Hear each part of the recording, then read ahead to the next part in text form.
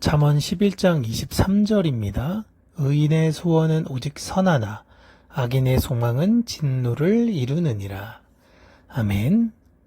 우리는 살면서 이런저런 다양한 사람을 만나고 착한 사람, 악한 사람을 구별지으면서 사귀죠. 착한 사람, 악한 사람, 이 착함과 악함의 특징으로는 주변 사람들이나 어떤 현상을 볼 때 좋게 되어지기를 바라는 마음을 가지고 있는 사람들을 착한 사람, 좀 나쁜 사람들은 누가 좀 망하기를 바라거나 다른 이들이 어려움을 겪을 때 기뻐하는 모습을 보이는 사람을 우리는 나쁜 사람으로 구분을 합니다. 그런데 착한 사람들은요, 악한 사람들의 행위를 잘 이해하지 못하는 것이 있고, 악한 사람들은 착한 사람들의 행위를 이해하지 못하는 것이 있습니다. 성경은 착한 사람들이여 악한 사람들을 변화시키십시오 라고 이야기하고 있지 않습니다.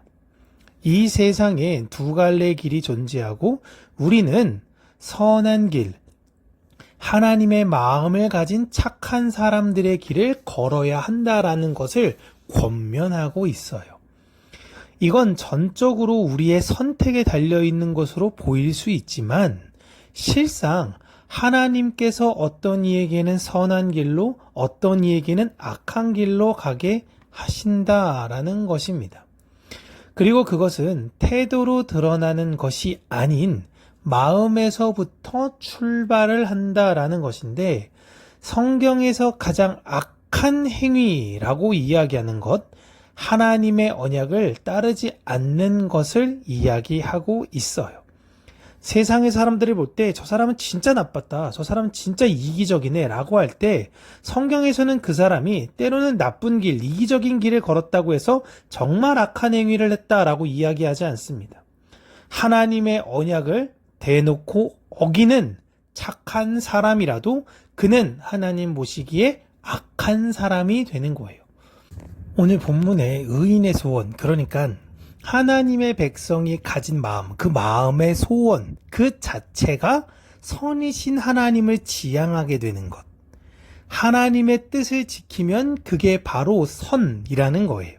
그러니까 하나님의 뜻을 내 마음에 두고 그 마음으로 살아가는 거예요. 그것이 선이라는 것을 믿는 겁니다. 내가 판단 내리는 이게 선이 아니라 하나님의 뜻이 선이다라는 거예요.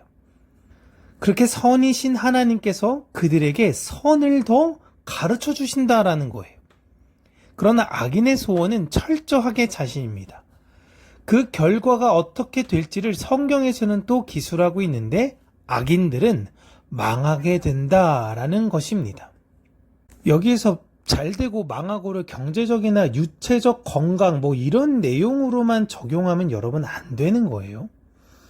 하나님 백성의 소원은 내가 어떻게 잘되고 안되고 이런 내용이 아니라 하나님의 뜻이 이 땅에 이루어지는 것, 그게 하나님 백성들의 소원이고, 성경은 이것을 바로 선한 것, 선한 마음, 이거에 대해서 기도하는 나의 행위를 선한 행위, 하나님의 뜻으로 말미암아 옆에 지체를 돕는 것, 이것 또한 선한 행위, 아름다운 열매, 이런 것입니다.